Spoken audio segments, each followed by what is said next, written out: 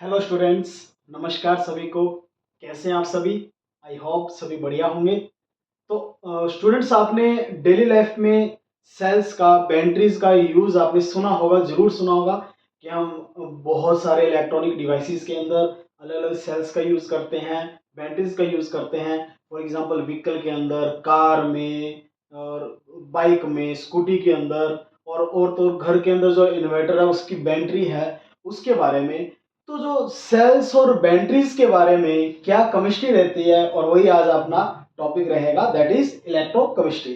So let's start our lecture. तो electrochemistry as the name suggest, two parts में हम divide कर सकते हैं इस वर्ड को। किसमें? Electro plus chemistry. So electrochemistry basically two part से मिलकर बना है, इलेक्ट्रो एंड केमिस्ट्री। तो स्टूडेंट्स, इलेक्ट्रो का मीन्स यहां पर क्या मीनिंग होगा कि इलेक्ट्रिक करंट है, इलेक्ट्रिसिटी है,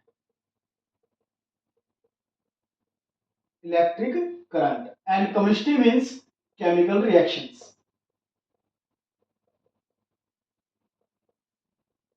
chemical reactions. So electrochemistry basically है क्या? It is the branch of physical chemistry which deals with chemical reactions during the passage of electric current through the solution. अब केमिकल रिएक्शंस का participation किस तरह से रहता है? इन केमिकल रिएक्शंस के दौरान ऐसा क्या होता है कि हम अभी सेल्स और बैटरीज के बारे में बात कर रहे हैं, तो उसके साथ कैसे जोड़ पाएंगे? तो यहाँ पर स्टूडेंट, जहां केमिकल रिएक्शंस होती है वहां पर केमिकल एनर्जी प्रोड्यूस होती है, और उस केमिकल एनर्जी का यूज करके हम इलेक्ट्रिसिटी वगैरह प्रोड्यूस करते हैं, और यही कन्वर्जन को हम इस चैप्टर के अंदर डिस्कस करते हैं। और इसी कन्वर्जन के बेसिस पे हमारे पास दो तरह के सेल्स होते हैं। There are two types of cells. Two cells होते हैं। कौन कौन से सेल्स हैं? Electrochemical cell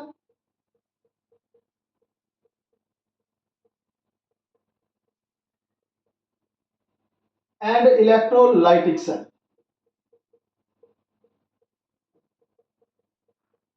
electrochemical cell and electrolytic cell. तो इसके अंदर और इसके अंदर क्या डिफरेंस क्या है? Electrochemical cell is the cell which convert, it is a device you can say, it which convert chemical energy into electrical energy। Electrochemical cell क्या रहेगा? जिसमें केमिकल एनर्जी इलेक्ट्रिकल एनर्जी के अंदर कन्वर्ट होती है। और reverse is electrolytic cell, means इसमें क्या होगा? इलेक्ट्रिकल एनर्जी किसमें कन्वर्ट होगी? केमिकल एनर्जी की। Okay, other main important difference is, इसमें जो कन्वर्जन होती है बच्चों वो स्पॉन्टेनियस होती है। There is spontaneous conversion of this energy, but in this cell there is conversion of electrical energy into chemical energy non spontaneously। इसमें नॉन स्पॉन्टेनियस रहे, जिसको हम यहाँ पे थोड़ा थर्मोडायनेमिक्स के अकॉर्डिंग अगर बात करें तो spontaneous means delta G will be less than zero, and non spontaneous means delta G will be greater than zero. तो मैथमेटिकली हम इसको इस तरह से डिफाइन कर सकते हैं कि डेल्टा जी नेगेटिव रहेगा किसके लिए? इलेक्ट्रोकेमिकल सेल के लिए। और इलेक्ट्रोलाइटिक सेल के लिए delta G greater than zero रहेगा, मींस पॉजिटिव रहेगा। सो इनकी एग्जांपल को अगर समझना तो सबसे कॉमन, सबसे इजी एग्जांपल जो बनती है वो बनती है अपनी बैटरी के बारे में। जो हम इन्वर्टर की बैटरीज की बात करते हैं वो बहुत ही अच्छी एग्जांपल है इलेक्ट्रोलाइटिक सेल की भी और इलेक्ट्रोकेमिकल सेल की भी। We will discuss in another lecture that वो दोनों की तरह एक्ट कर सकती है। जो हम बैटरी है उसमें दोनों की तरह प्रोसेस होता है, इलेक्ट्रोलाइटिक सेल की तरह भी और इलेक्ट्रोकेमिकल सेल की तरह भी। बट क्वेश्चन ये राइज होता है कि कैसे साइंटिस्ट के माइंड में आया होगा कि इस तरह से कोई एनर्जी प्रोड्यूस हो रही है जिसका यूज हम किसी सेल या किसी डिवाइस के अंदर हम कर सकते हैं। कैसे उनके माइंड में आया होगा? तो साइंटिस्ट के माइंड में किस तरह से आया होगा? तो साइंटिस्ट ने क्या किया बच्चों? एक एक्सपेरिमेंट करके देखा। उन्होंने क्या किया? एक कंटेनर लिया, कंटेनर के अंदर सॉल्यूशन डाला। सॉल्यूशन किसका? जैसे एक्वस कॉपर सल्फेट का।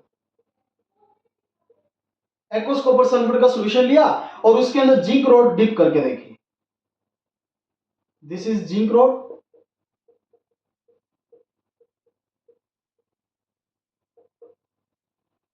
तो जिंक रोड जैसी डिप की तो कुछ ऑब्जर्वेशंस, क्या कुछ मिला देखो। कुछ टाइम के बाद कुछ ऑब्जर्वेशंस यहां पर मिली और वो ऑब्जर्वेशंस क्या थी उसकी में बात करते हैं। हाँ जी स्टूडेंट्स, ध्यान से देखिए सभी। हाँ जी, सबसे पहले क्या है, कंटेनर लिया, कंटेनर के अंदर एक्वस कॉपर सल्फेट डाला और उसके अंदर एक जिंक रॉड को डिप किया और कुछ ऑब्जर्वेशन सामने आई। क्या ऑब्जर्वेशन आई? सबसे पहले ऑब्जर्वेशन कि जो जिंक रॉड है इसका वेट जो है वो डिक्रीज कर रहा था, weight of zinc rod decreases. सबसे पहले तो वेट जो है जिंक रॉड का वो डिक्रीज कर रहा था। सेकंड ऑब्जर्वेशन इज कि इसके अंदर ये जो आप सॉल्यूशन देख रहे हैं, इस सॉल्यूशन का कलर बच्चों ब्लू कलर होता है। हम क्वालिटेटिव एनालिसिस के अंदर पढ़ते हैं कि जो कॉपर सल्फेट है उसका सॉल्यूशन क्या रहता है, ब्लू कलर का रहता है। ये जो ब्लू कलर का सॉल्यूशन है उसकी इंटेंसिटी और उसकी ब्राइटनेस जो है वो डिक्रीज करने लग रही थी। कुछ टाइम के साथ इसकी जो ब्लू कलर की ब्राइटनेस है, इंटेंसिटी है, वो डिक्रीज कर रही थी। Means blue colour of the solution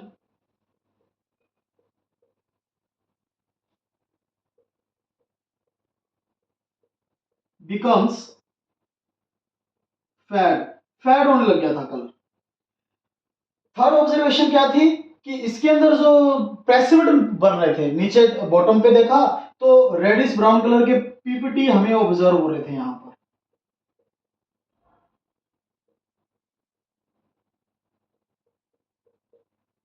and last but not least, solution जो है वो गर्म हो रहा था, solution becomes hot.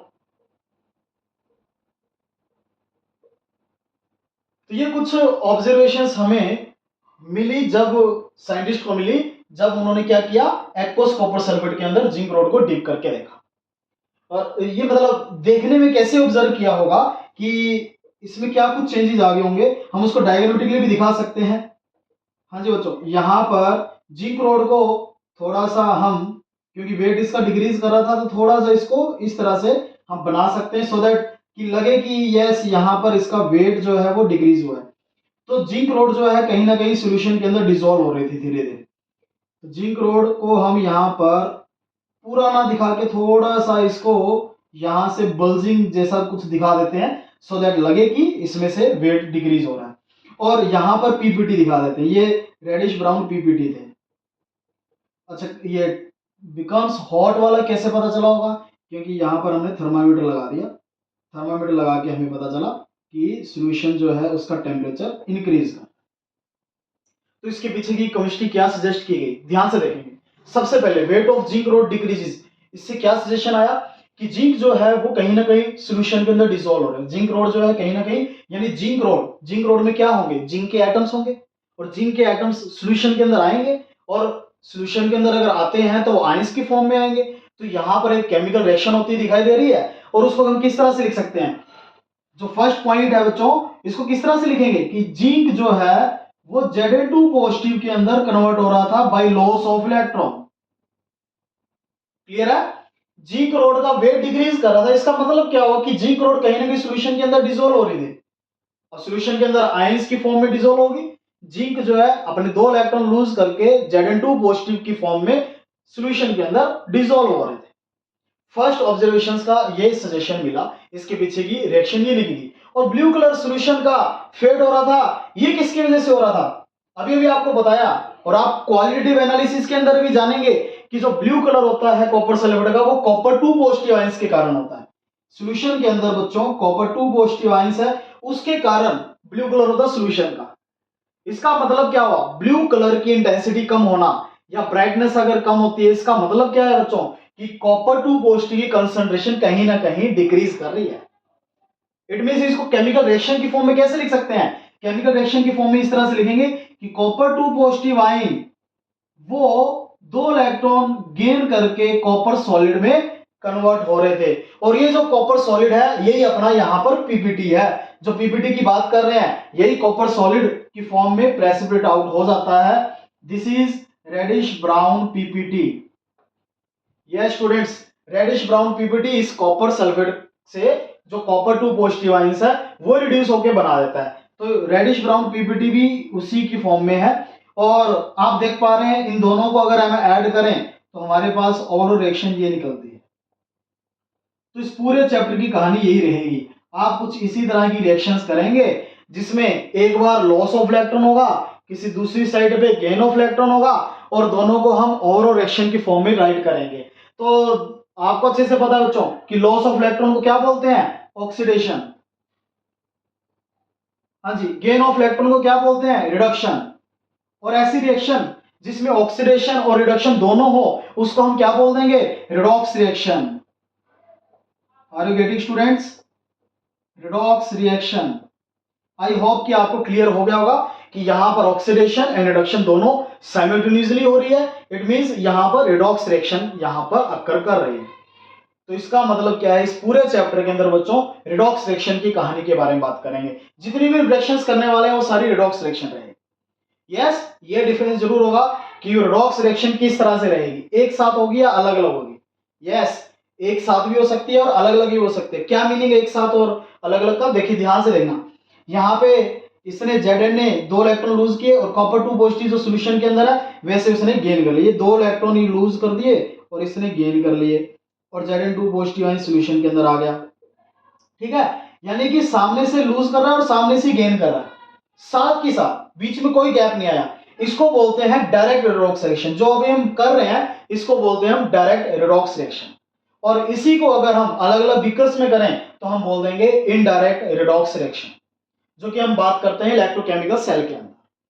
Electrolytic cell के अंदर आप डायरेक्ट रिडॉक्स रिएक्शन करते हैं, सेम बीकर के अंदर होता है। और इलेक्ट्रोकेमिकल सेल के अंदर आप अलग अलग बीकर्स के अंदर रिएक्शन करते हैं, जिसको हम इनडायरेक्ट रिडॉक्स रिएक्शन बोलते हैं। फिलहाल हम यहाँ पर रिडॉक्स रिएक्शन कर रहे हैं, कौन सी? Direct redox reaction. मतलब कुछ टाइम नहीं लगा, साथ के साथ लूज किया, साथ के साथ गेन किया इलेक्ट्रॉन्स को, और इसको हम बोलते हैं direct redox reaction. Last point, solution becomes hot, यानी सॉल्यूशन जो है उसका टेम्परेचर इंक्रीज कर रहा था। इसका मीनिंग क्या हुआ बच्चों? इसका मीनिंग ये है कि कहीं ना कहीं हीट रिलीज कर रही है इसके अंदर। हाँ जी, इसमें से हीट रिलीज कर रही है, इस रिएक्शन के दौरान हीट रिलीज हो रही है। इसका मतलब क्या हुआ? Heat releases means this is an exothermic reaction. यहां पर जो रिएक्शन हो रही है वो एक्सोथर्मिक रिएक्शन है। इट मींस ये जो हीट निकल रही है बच्चों, इसी के ऊपर पूरी कहानी आगेगी। ये हीट यहां पर तो ओपन है, कंटेनर जो है ओपन है, यहाँ पे हीट तो निकल ही जाएगी। तो इस हीट का किस तरह से यूज करें? क्या कोई हमारे पास ऐसा सिस्टम है, क्या हमारे पास ऐसा कोई डिवाइस है जो इस हीट का किसी न किसी तरीके से यूज में ले ले? और वही है हमारे सेल्स। सेल्स क्या करते हैं? इस हीट एनर्जी को, दैट इज केमिकल एनर्जी, इसको हम इलेक्ट्रिकल एनर्जी के अंदर कन्वर्ट करके डिवाइस बना देंगे, जिसको हम बोल रहे हैं यहाँ पे electrochemical cell, and the reverse is electrolytic cell. So this is the basic of this cells, कि सेल्स का साइंटिस्ट के माइंड में किस तरह से आया होगा। So this is the basic. जो ये एक्सपेरिमेंट किया इससे आइडिया लगा कि सेल्स नाम की कोई चीज हो सकती है, और इस हीट का कहीं ना कहीं इसको वेस्टेज ना होने से अच्छा क्या है, इसका कहीं ना कहीं यूज कर लें, और उसी यूज के लिए हम इलेक्ट्रोकेमिकल सेल और इलेक्ट्रोलाइटिक सेल की बात करते हैं। आई होप कि आपको ये समझ में आ गया होगा students. Next lecture we will continue this topic to the electrochemical cell. Thank you and have a nice day.